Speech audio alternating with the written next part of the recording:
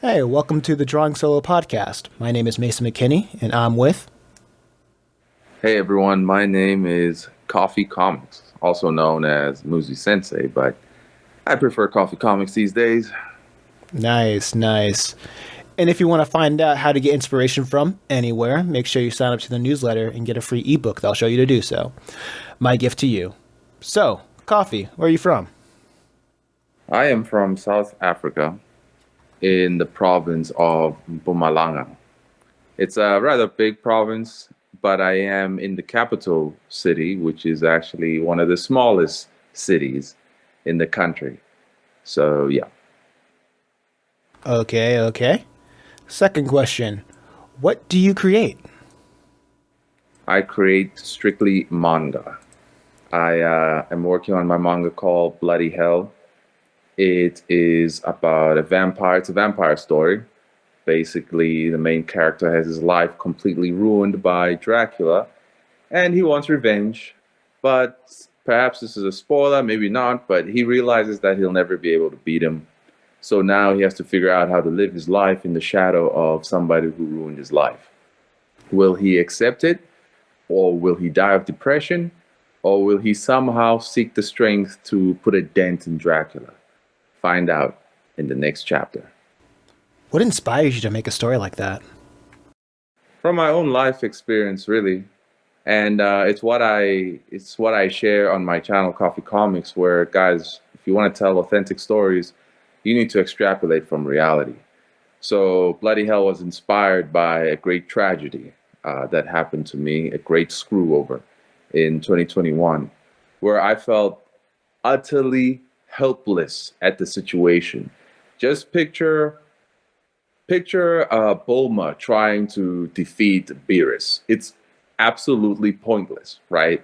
That's how I felt.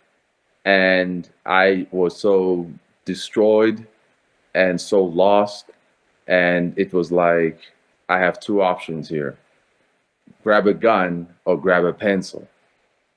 And I decided to grab a pencil and take these feelings and put them on paper. And somehow, Bloody Hell was born, in which that event was then personified by Dracula coming in and just wreaking havoc in the main character's life.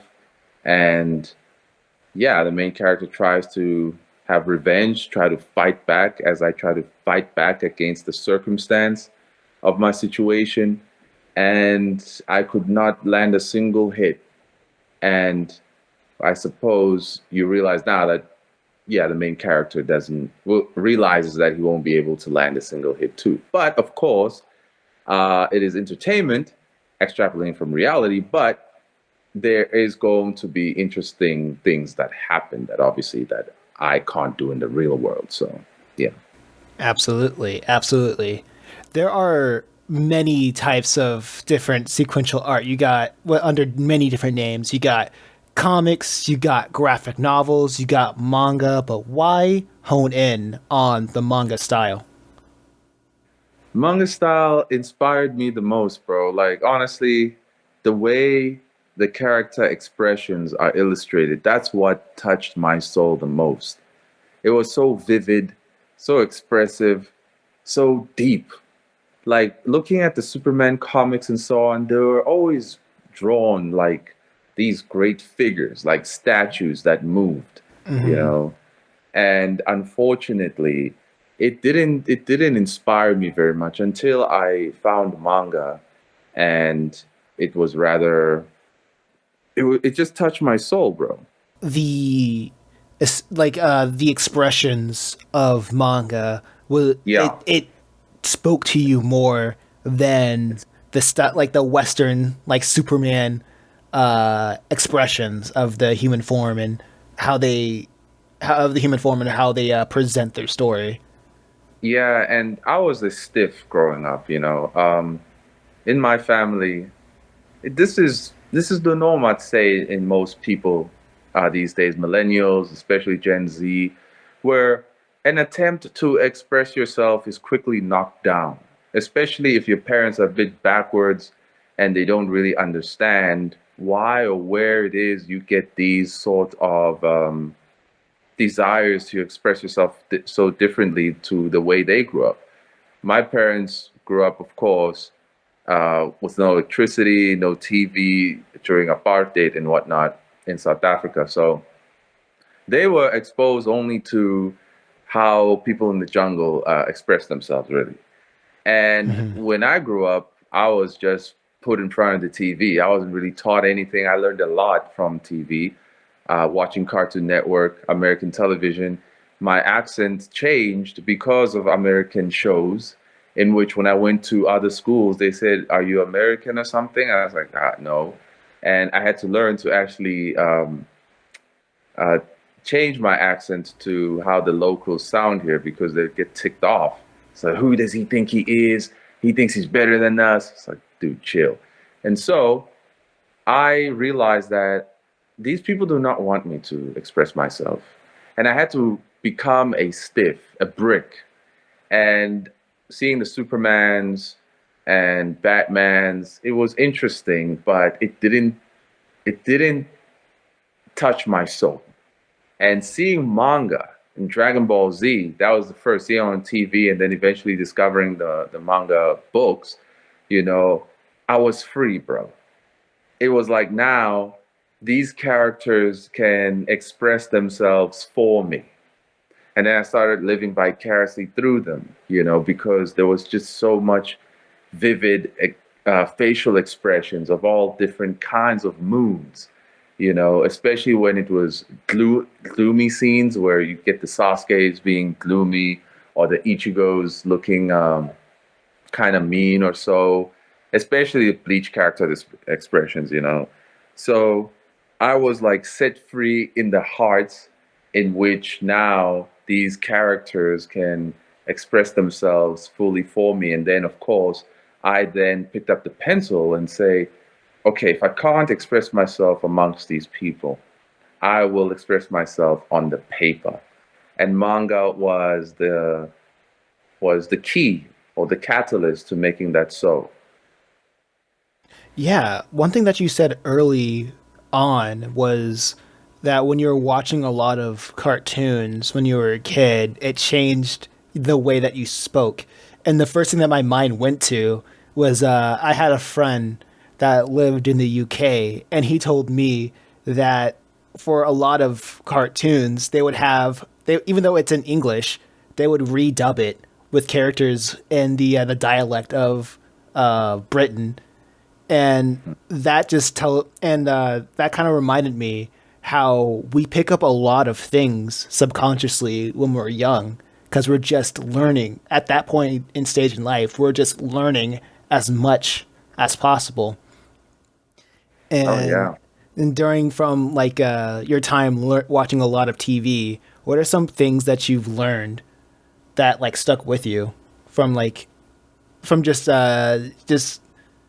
learning from consuming the media on TV when you were young? You see, the TV did brainwash a lot of people, Hmm. but it did also help a lot of people like me, where what I learned, of course, was how to speak a certain way, how to polish your English, having different characters and different accents. They're all American and all, but just seeing different types of characters like an idiot, a professor, and whatnot. How does a professor sound like? What does an idiot sound like? What does this type of character sound like? I learned how to understand context, you know, and I learned let's see, how can I say this? Um, I just learned how to use English better. Let's just say, Right. Yeah. really. In terms of morals, nah, I don't remember actually learning much. No, And I I would forget. I get say, you. yeah, I'd say honestly, mostly from Dragon Ball Z did I understand that there was a right and a wrong. Because in the Cow and Chickens, the I Am Weasels, the Johnny Bravos, that was all pure cheesecake, bro. This is what I call dopamine hits, cheesecake. There was no real message in those things, really. It was just to feed a bored child some chocolate by just watching something. Dragon Ball Z had a moral grounding of right and wrong. We could clearly see it. We knew Frieza was bad, Vegeta was bad in the beginning because he wanted to kill people, and Goku stood up to him. So that's honestly it. Because growing up, no one really taught us, or me in particular, this is right, this is wrong. It was as if you just had to know it. And that's like, no, you got to teach your kids. Like, hello. But yeah. Yeah, I can actually.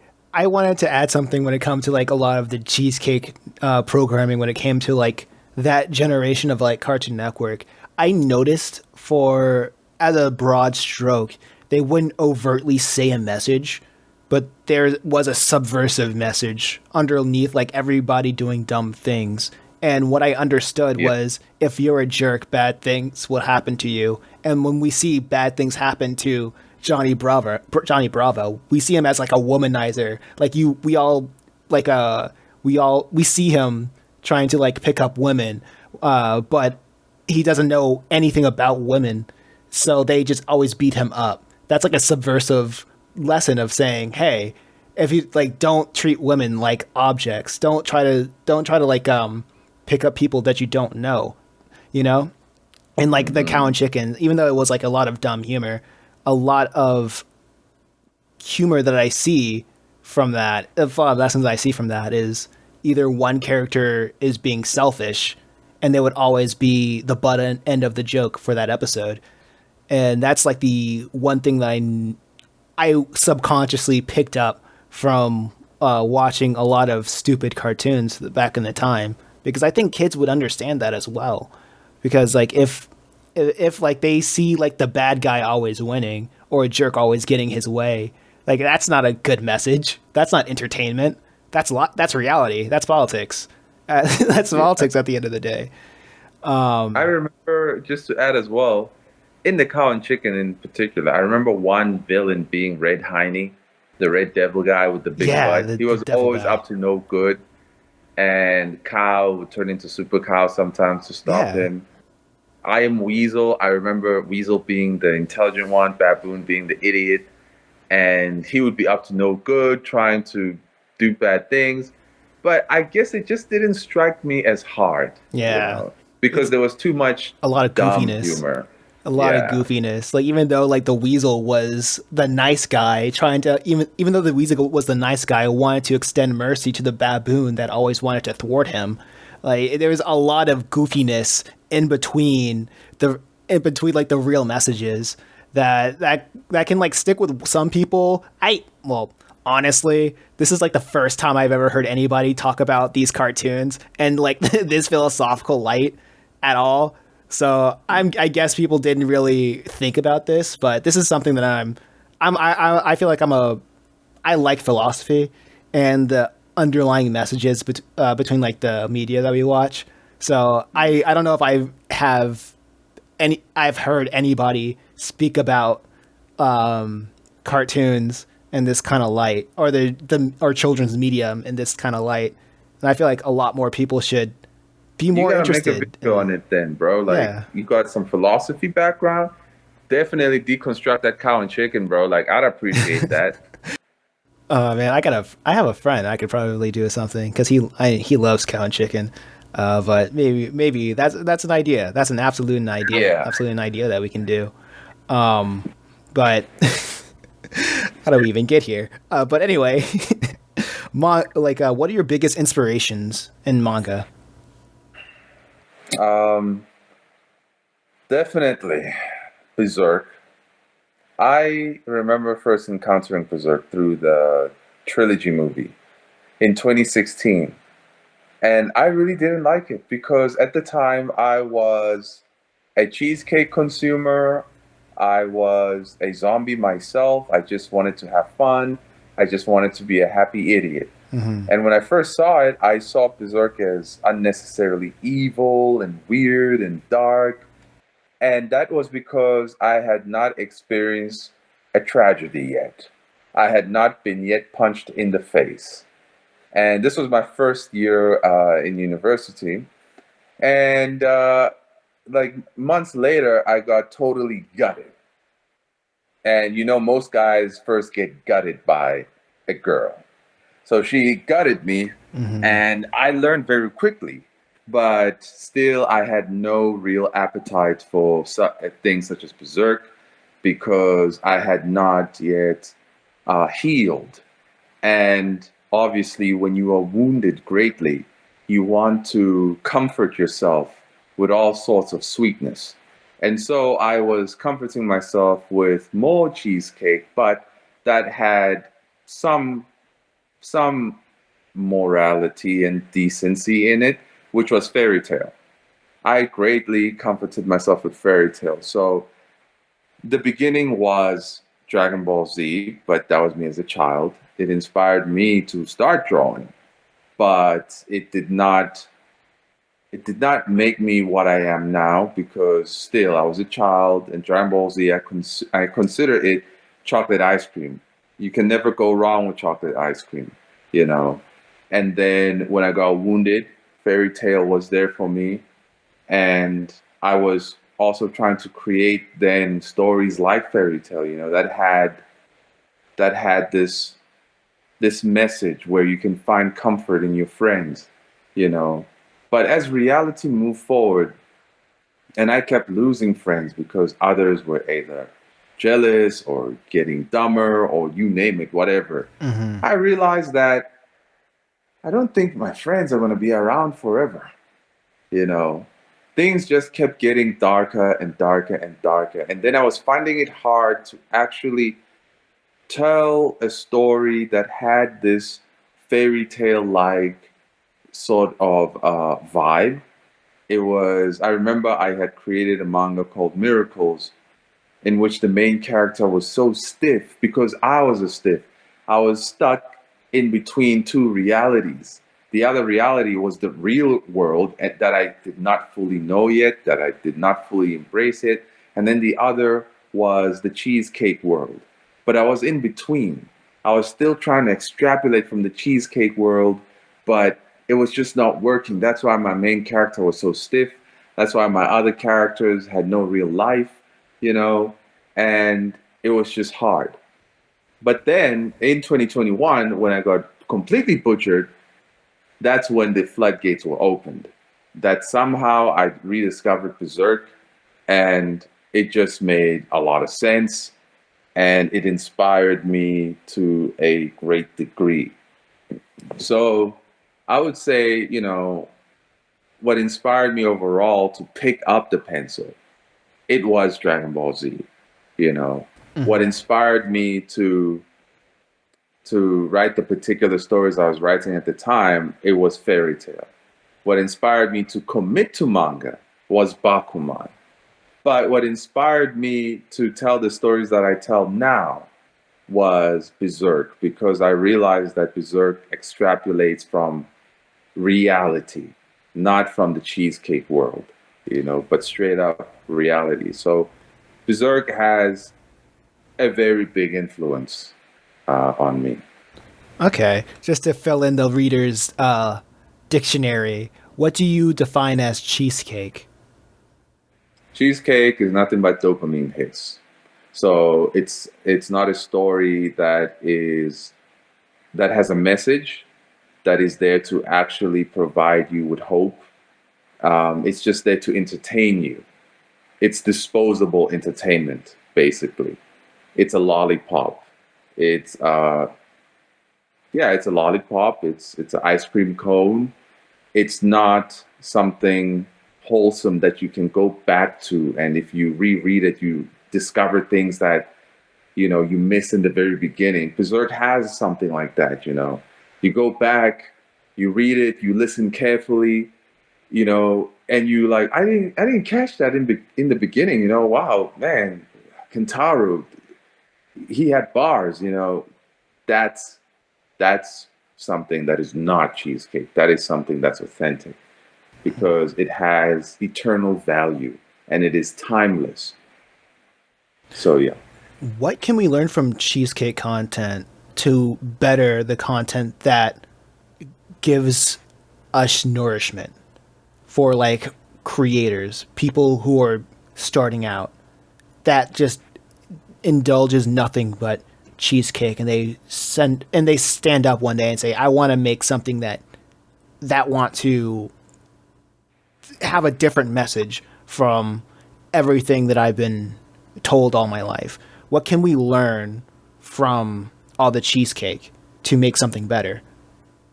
The best thing that anyone can learn from cheesecake is the appeal. Because cheesecake is very, can be, but mostly, it's mostly very visually pleasing to look at. Fairy Tale had all these pretty girls drawn in, very pleasing character designs. Talking cat was adorable. You know, it's very visually pleasing, very colorful. Um, it is pretty much a design. It's a childlike fantasy of how you wish the world ought to be. And you can definitely learn on how to build a fantasy from cheesecake content. You can learn from borrowing what makes these character designs so appealing. What standards did this guy? What beauty standards did this guy use? Really, you know. Obviously, they use objective beauty standards, symmetry, and so on. And then there are exaggerations such as the big eyes or the big boobs, the long legs, you know, or with the dudes like totally muscular and so on, super tall. There, you can learn from that how to create your characters to be super appealing, visually pleasing to look at, right? Yeah. And of course, with the colors in particular, if you're telling a cheesecake story, the colors need to correspond. What I took from the cheesecake is definitely visually pleasing characters, but the color scheme is desaturated because it's a dark story.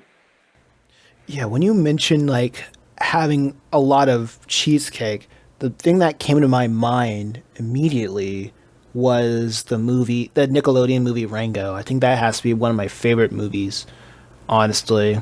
And it's just about a chameleon dealing with an identity crisis, and throughout the movie he fulfills the role. He ends up being a sheriff of his town, and is one of those fake it till you make it scenarios, and like the where he found his meaning found his meaning through the purpose through purpose. That's what I took out of it. Like, I liked the book so much that I even bought the art book of it, and the director was talking a lot about how he wanted that subversion. Like, you would understand that these animals and the animals in this movie are like kind of cute in a way, but it's covered with a whole bunch of grime and dirt because it's a spaghetti western. So it's just a mix between like something that is supposed to be cute mixed with realism, mixed with a lot of grime and dirt and imperfection. And I think it's that imperfection of that has that overall appeal to me personally, because I remember that leads off me to another conversation. I had another friend where we talked about aesthetics and why a lot of people go to like manga with a nice clean line art, or they go to movies that looks more perfect, like a Disney or Pixar movie, instead of going to movies or looking at comics with rougher aesthetics. Because I feel like in my perception of it, I hope I'm not losing anybody right now, because I'm going deep in my mind. Do you understand what I'm talking about? Oh yeah, I do. Okay, so my theory was that the audience, they only see the end result, and if they're going to see the end result, they want something nice and clean. But the artist who understands all of the labor and dirty work that's entailed to make that product, they know how dirty it can be. And when the outside looks as dirt, and when the overall aesthetic of it keeps that filth, or I wouldn't say filth, but grit or grime, it feels more authentic and honest. Imperfection, and that imperfection is familiar to the artist because that imperfection is more familiar to the artist. What are your takes on that? Um, that was a lot, bro. Um, I'm sorry. can you rephrase it a little bit again? Just sorry, I got partially distracted. Okay, that's Uh, cool. I guess the to sum it up is audiences like clean exterior art styles because they only see the end result, while an artist would be more partial to a grimier aesthetic because they know how dirty it can be to mm. essentially make the sausage. So an external representation of the effort is appeals to the artist more than a cleaner presentation. So you're saying the producers of art Mm-hmm. prefer something a bit more scruffy compared to a consumer of art who prefers something more clean because they have no idea what we're doing in the kitchen, how messy it can get, right? Yes, yes. I would say I never thought about it like that, but I know I do prefer something a bit more scratchy, but at the same time, if we look at Jujutsu Kaisen now, it is all very scratchy, very rough, and it kind of works because it fits with the theme, this curse energy, this messed up world, and blah blah blah, right? But Mm-hmm. notice their backgrounds. The backgrounds are very clean, very precise, in which there is order in the world, but disorder in the characters because of all this curse action that they got going. And so it makes sense. It is a good contrast because it fits with the theme that the characters be scratchy, but the backgrounds are so precise. I will say though, if you look at My Hero Academia, it became scratchy. We can say that perhaps the artist got tired, and now he's working ultra fast and ultra hard, and the refinements take long, and he can't do it. I don't think so. A lot of the scratchiness now seems rather deliberate. And so I will say that it's going along with the theme of the current generation. Mm-hmm. Artists who are able to examine the psychology of the consumers in this particular generation are they who make a great impact, right?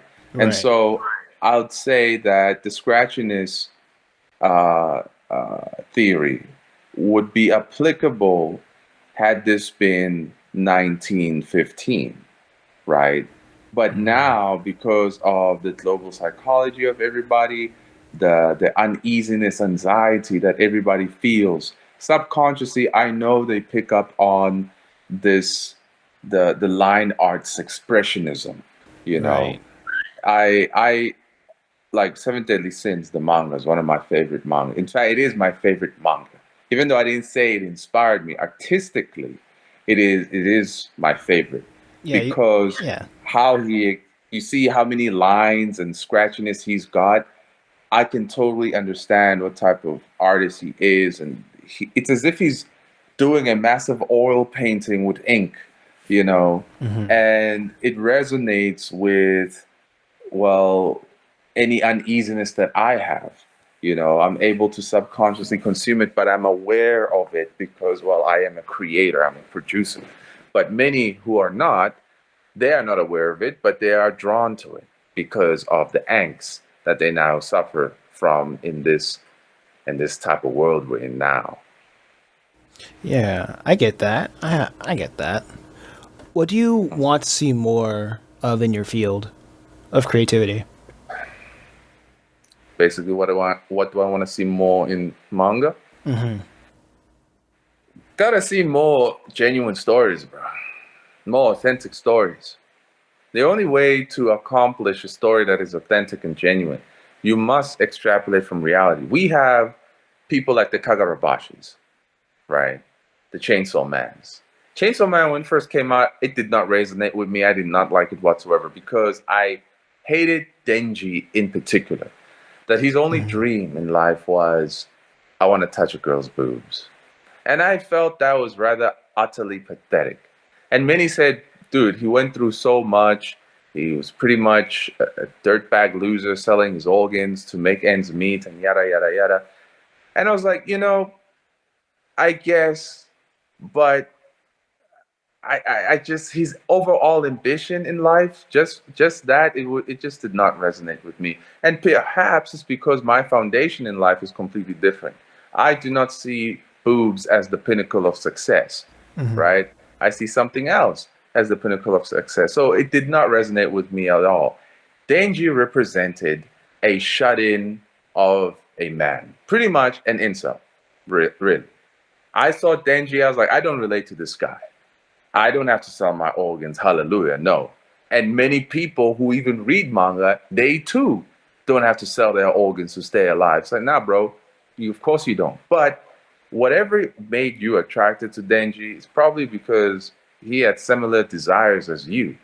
Because he was like a dude just in a little room, a little space. It's probably how you felt too. Being an incel or a shy person or whatever, or just being scared to interact with the real world. And then your desires were, perhaps if I had a girlfriend or I had more delicious things to eat, perhaps life would be more meaningful to me. I could experience. I could not, So for me, Denji Chainsaw Man was a story created for people who are shut-ins, people who don't interact with life really. And I hate these types of stories because it shows me that more and more people are becoming shut ins. More and more people are too afraid to go interact with life. There is disappointment in life. There are screwovers. There are punches in the face. People are too scared to experience those things because perhaps they don't think they can overcome those problems. But if you don't partake in the real world, you remain an infantile minded person who cannot have any contribution to mankind whatsoever because you're not participating in mankind. You're stuck in your room. And we have too many stories like that. Kagurabashi is Chainsaw Man, but with katanas and just bringing the rebringing the violence that Chainsaw Man took a pause on, basically. And that's why people were starting to consume it a lot more than Chainsaw Man. That's why Chainsaw Man lost its position in the ranks. Mhm. And I say, I don't want to see these type of stories. What I do want to see is something authentic and real, like some berserks. And I know that is a huge, huge standard. Berserk incorporates literally everything that does matter in humanity. Very hard to do, very hard to package. He was able to do it. Not all of us can do that. We're not all geniuses. But we can extrapolate from our own experiences.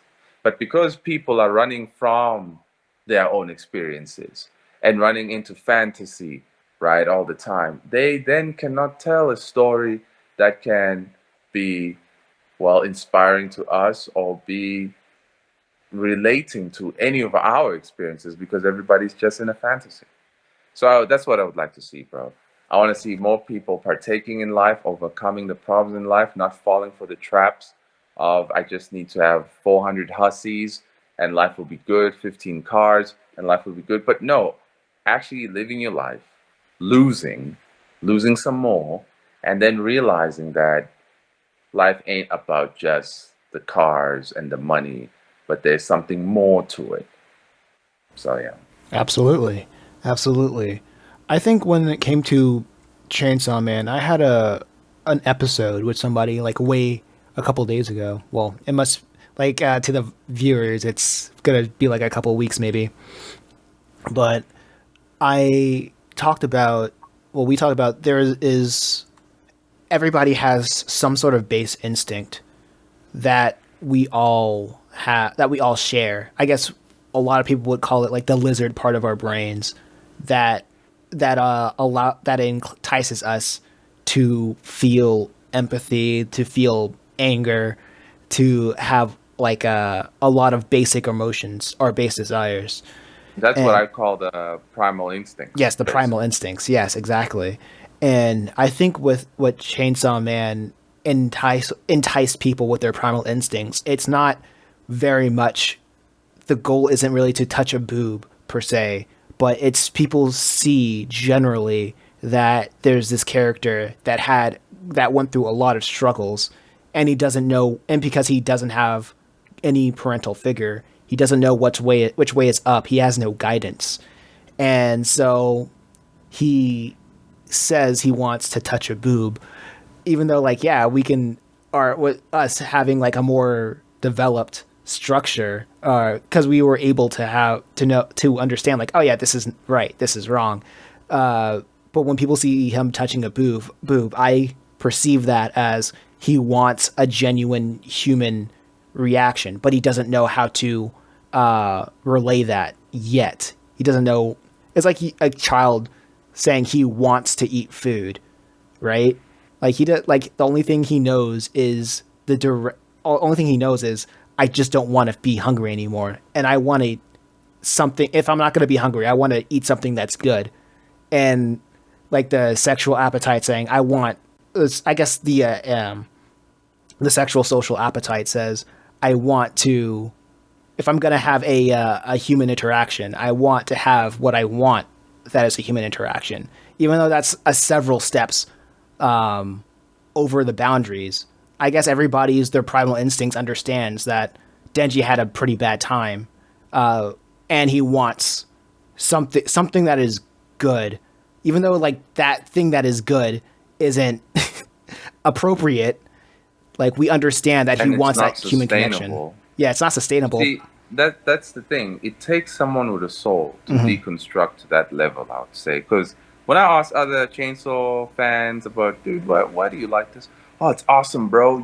It's just awesome. Like, it totally gets me, or I get it and whatnot. It's like, you're not telling me anything.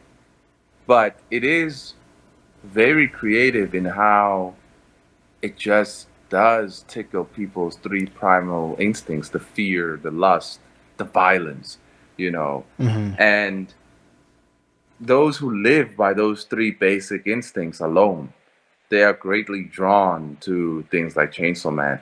And when Chainsaw Man started humanizing Denji more, and him asking questions what it means to be happy and whatnot, you know, that's when the zombies got bored. That's what I call these people who live by the three primal instincts alone: zombies. In which they were like, boring. I need more gore. I need more violence. I need some boobs. Oh, Kagurabashi came out. A lot of violence there. Okay, I'm gonna jump ship. You know, and that's what's coming up more and more. There's these other demon stories where it's literally like satanic stuff and Kabbalah magic and all this stuff. Very, very ugly, scary things, but it That is uses very, fear. yeah. Like what? Yeah, it Why do you uses. think there's so many stories where people say I need to have this demonic energy to get stronger? And like I understand that this is like coming from a completely different culture, but even in Japanese culture, they don't even believe in their gods, and it's very interesting. It's very interesting to think to like deconstruct everything, and even back in the anime of the 90s, they were aware, they used to use like a lot of Catholicism as a backdrop as like storytelling because it was cool back in the day. But now everybody thinks like we need to do something with demons now, and it's very interesting. What are your thoughts on that? I absolutely hate it. These people are playing with forces that they don't really understand. The only reason they're doing it is because it has the same effect as horror movies, really. You know, it just increases the dopamine and the adrenaline rush in you because of all these creepy designs and whatnot. And in a way, honestly, bro, like I'm gonna be real now. As a Christian, honestly, I see that these people have just no idea what they're doing because they don't know what good is. It's much easier to have power through the power of darkness Hmm. than to have power through the power of good. because good has a standard. Good requires you to forsake yourself and your ego, but evil requires your ego, right? Yeah. Evil celebrates you if you live by your ego. And evil requires you to defile yourself. It's much easier to defile yourself and let yourself be taken over, like you just smoke a joint or some crack, and you just let your body just melt away. To be good is hard. To keep a flame going, it is hard. You know, to live by a standard is hard. Evil has no standards. It tells you do whatever the heck you want, you know. And so they use the power of darkness because it's a lot easier to get power from evil. There are no requirements aside from just do whatever you want, bro. Just honor me, this demon, make a contract, and I'll give you everything. It's so crazy because like that you just reminded me of an anime that I used to love, and then okay, I'll just say it. I used to watch and used to look forward to this one anime called Doctor Stone. Are you familiar with that, or have you heard of it? Yeah, yeah. The one created by Boichi. Yeah, yeah. Like for the people who don't know, Doctor Stone is essentially an anime about recreating technology from the ground up. Like you're like what would happen if you would have one guy that's trying to recreate technology from the ground up by having just starting with the Stone Age. So, and I thought it was the whole first season was pretty cool, but because it was essentially like an edutainment anime.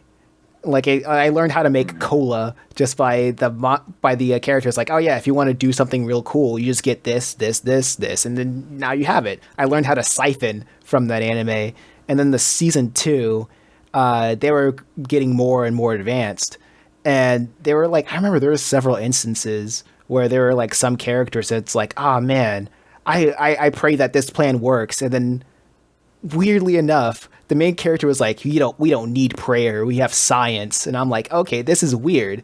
No, this is weird." And then time and again, the main character would always like shrug away the notion of God because mankind has ascended, quote unquote ascended, the idea of God because we know how to use things better, you know? And I thought this is so bizarre because without the scientific revolution that was pioneered by a lot of Christians at the time, that to get to the sciences that we have now, it's and the reason why we do have the scientific revolution is because the Christians believe that God created everything with a purpose, and to go and to like overturn that and say, actually, no, we don't need God because we found out how to use all these things. It's very bizarre to me, and that just doesn't sit well with me. And like the more he said it, the more that just turned me off to like watching it. I'm sure like there's a lot of exciting things that happened to happen in that series, but like I don't know, man. Now, a Like lot, I will say that almost a lot, if not all, of Japanese media has a very strong anti God message. The source of this, however, is that I saw a video on it saying that the Japanese are very burdened by the structure of their society, and mhm. they cannot make direct commentary on the society.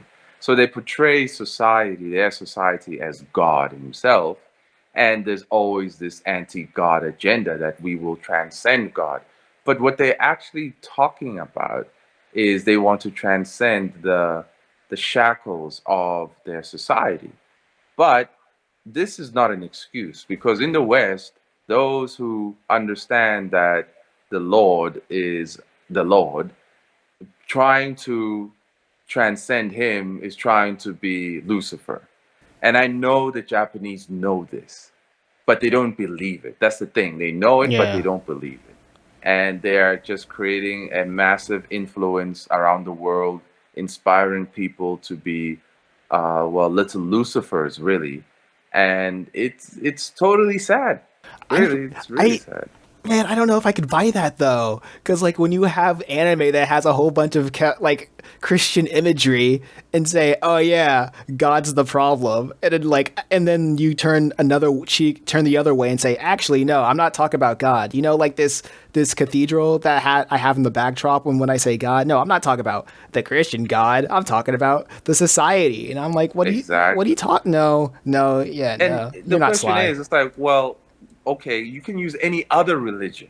You Yeah, don't have to use a cathedral. like none Why of it. don't you use a Buddhist temple or Yeah. a mosque? You know? Like you guys are like fight what 5% Christian, if that, in like Japan, but we're like, oh yeah, the Christian God is the guy. The Christian God is All the the time. problem. And I'm Notice like, what?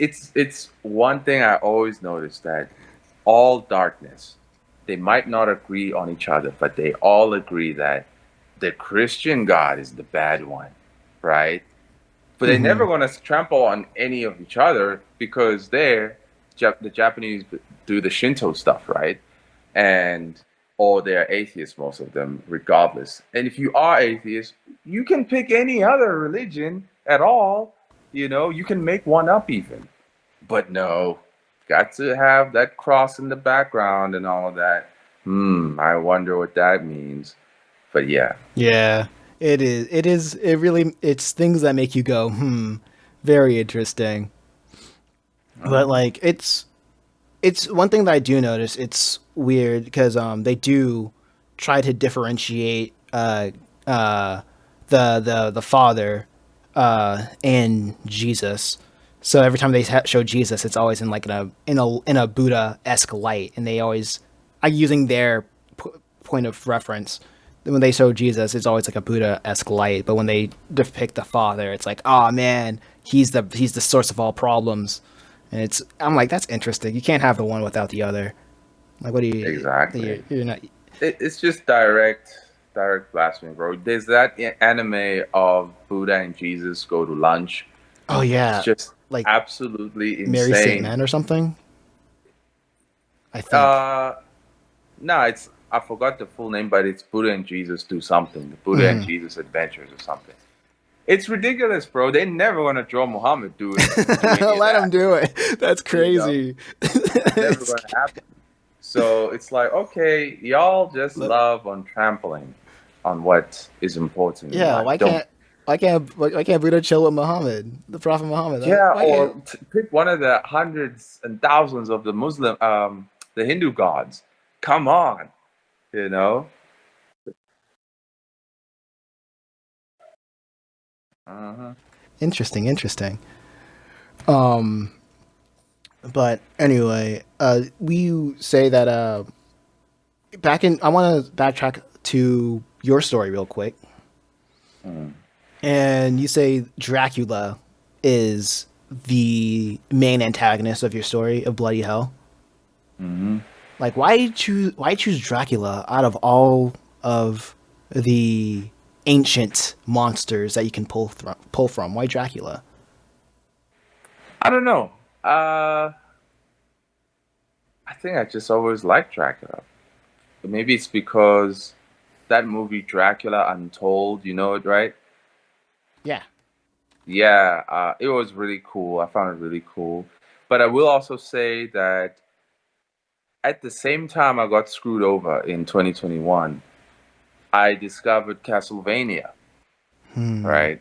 I discovered Castlevania and I had seen it before in like university, but I didn't watch it. I found it, The Netflix anime. yeah, the Netflix one, yeah. Okay. I found it, the season one. I just watched like an episode and I said, I can't deal with this. But then when I got screwed over, I needed an escape as well. And Castlevania was there, and I just started from season two, really. And it just hit, bro. It just hit. And I liked how Dracula was portrayed as somebody who hated humanity in a way. He didn't like them, but he kept his distance. He was no longer the evil, bloodthirsty monster anymore, but this cold, tired old man that didn't care. And he found warmth in his human wife, whom he left behind, and the humans killed her, and then he wanted revenge to kill all the humans. And I remember that scene where um, I think maybe it was his son saying, "What about the innocent ones?" And he said, "There are no innocents." You know, Hmm. he was completely mad, completely just ready to destroy the entire world. I just liked that portrayal of Dracula and how, in the end, he realized that, what am I doing? I'm killing my own son. And then he let himself die, you know, get killed by his son instead. So, yeah, bro, I chose Dracula because of Dracula Untold, and I like the portrayal of Dracula in Castlevania. But however, my Dracula is an absolute savage. But he Hmm. does have a backstory as well. Um, I mean, it is in the free version of the manga. People can read it. Where basically he wasn't always Dracula. He was just a guy who was um, power hungry, and he tried to negate a prophecy of the coming of the vampires. And him trying to negate that, he ending up setting it in motion instead, and then becoming Dracula. You know. So yeah, there'll be more backstory on him eventually in the story, but yeah, I just like Dracula as a villain, basically. Okay. I think there is. It, I want to touch on what you said a little bit, and then we can go on to the last question. I thought was very interesting. Is that giving villains empathy? Like what? Like where do you align more of when it comes to storytelling? Do you just want like cut and dry bad guys? This is the bad guy, or do you vouch for more of a like the bad guy has reasons for doing what he did? Well, if the bad guy is human, right? Because Dracula was human, there must be a backstory. It's important. We need to understand why he chose to do this and was it justified, you know? Yeah, and usually it sometimes kind of is, but isn't. Just like the Walter White sort of thing. Many times he could have just let it go, but he chose to keep going and held on to that anger of how his life turned out to be, how his wife didn't really respect him, how he could have gone the distance, but he chose to just leave it all alone. And now, at long last, he felt important. He felt like he was in control of his life. I completely understand Walter White. As a man, to feel useless for so long, disrespected for so long, your existence replaceable for so long. I understand why he couldn't let it go. But at the same time, it was like at this point, you're now doing way more damage to yourself and to those around you. Too many people got hurt and died because of you. It was no longer worth it, Walter. There had to be a time where now you were supposed to let it go. You made your point, you did what you wanted with the short time you had. You could have let it go, but he didn't, you Hmm. know, because he decided that I will hold on to this anger. I don't want I don't want to be who I was. The disdain of who he was so strong that he would rather sacrifice everybody else than to just let it go. You know, he could have started all over, you know, and yeah, the wife cheated. He could have divorced her and could have gone and started his new life somewhere in a different country, taking the money, left his kids if they wanted to stay, I suppose, with some money, whatever. But what he did more damage because now people will forever see him as a monster, really. Hmm. So that is applicable if your character is human. Now, Dracula starts off as human, then he becomes something supernatural. From then on, obviously, him continuing in his current endeavor, which people don't even know what he really wants to achieve right now, I'll just say it is similar to what the Dracula in Castlevania wanted to do. He wanted to kill everyone, right? Was his reasons justified? No, because if anything, he should have just killed the Pope, who was in charge of killing his wife. Hmm. That's it. But people try to talk him out of it. What about the innocent ones? There are no innocents. Not one of those people dare defy the order to kill my wife. And then when somebody in the vampire squad stood up to him and said, if you kill everybody, what are we going to eat? Well, he stood up to them saying, are you going to fight me? Are you going to stop me? Man, that was amazing voice acting, you know. Hmm. And of course, he tried, but he knew that I can't win this. And I remember watching a video that said this was exactly how it's like for the humans who wanted to say no. They knew that the Pope would have them killed, so they were in fear, you know.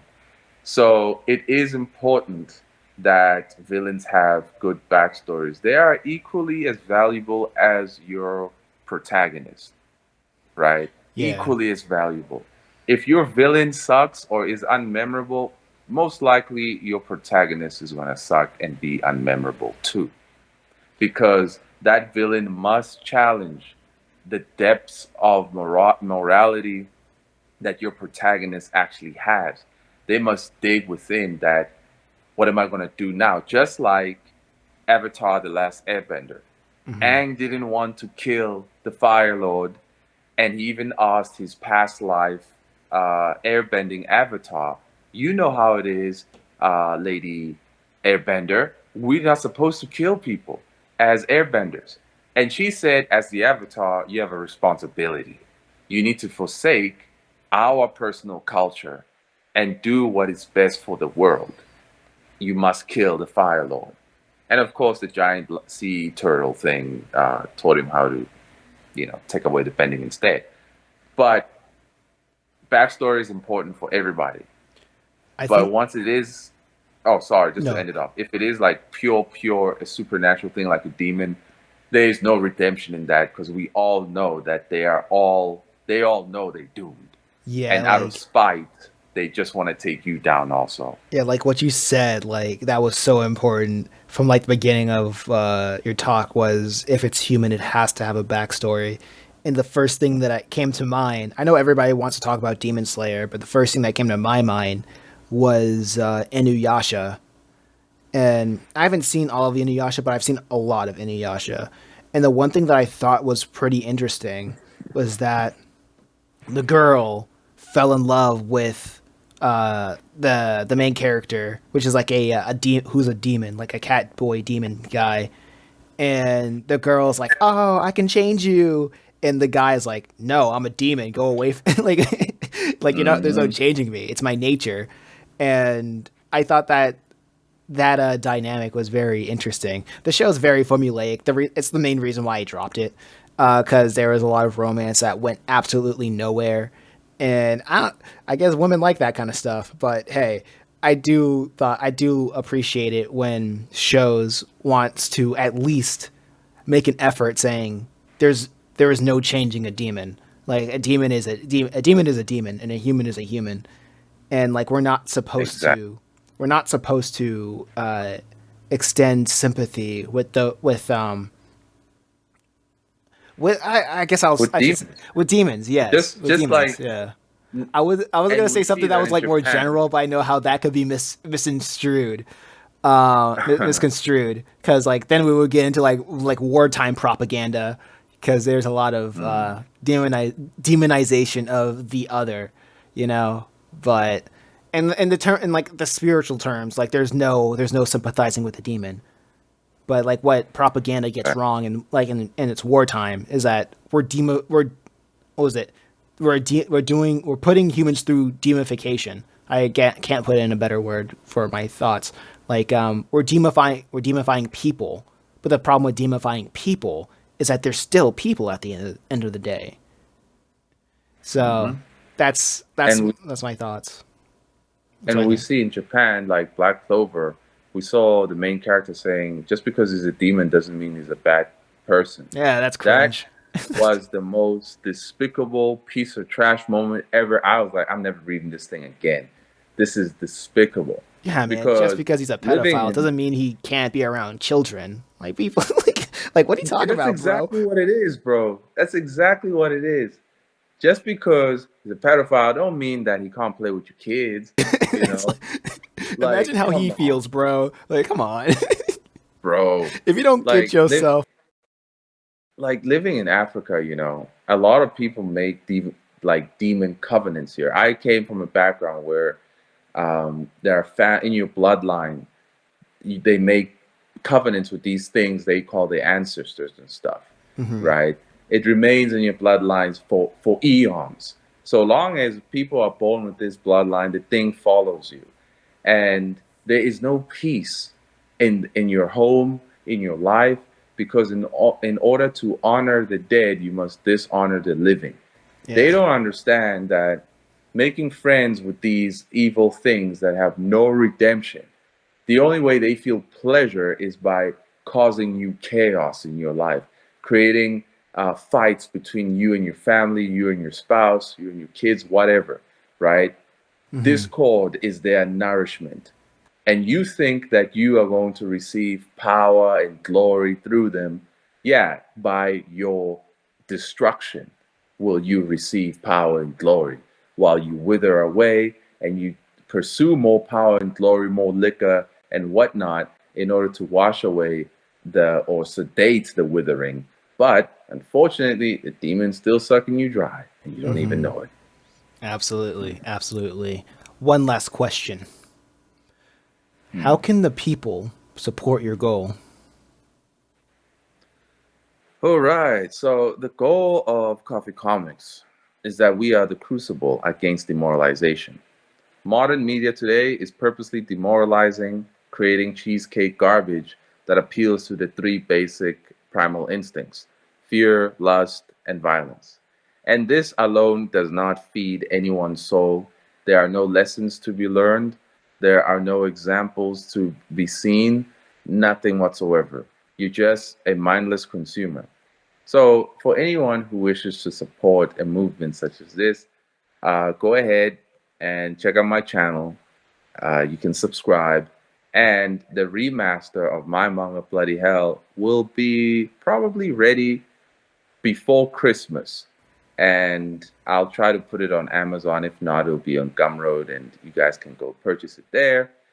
And I'll be dropping uh, like new chapters of the manga will be dropped on a publisher I'm working on, which we are yet to make the full announcement on. It will be released on Christmas.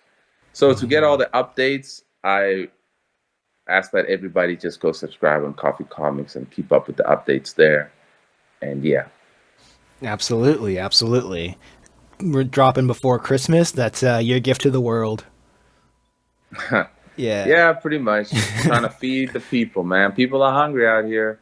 It's time to absolutely. feed them. Absolutely. Well, this has been Drawing Solo. My name is Mason McKinney, and I'm with. Coffee Comics. And if you want to find out how to get inspiration from anywhere, make sure you sign up to my newsletter and get a free ebook that'll show you how to do so. My gift to you. Signing out.